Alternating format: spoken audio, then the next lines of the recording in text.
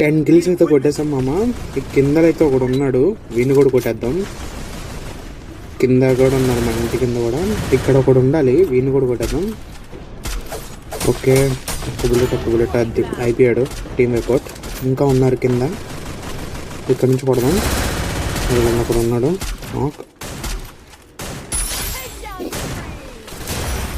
ఇంకా 2 ఉన్నారు మామ, వీళ్ళని కూడా కొట్టాను. రే రే చాలా పాపం రా. నిజం మాస్టర్, రే చెప్తున్నా వచ్చాడు. చాలా పాపం రా.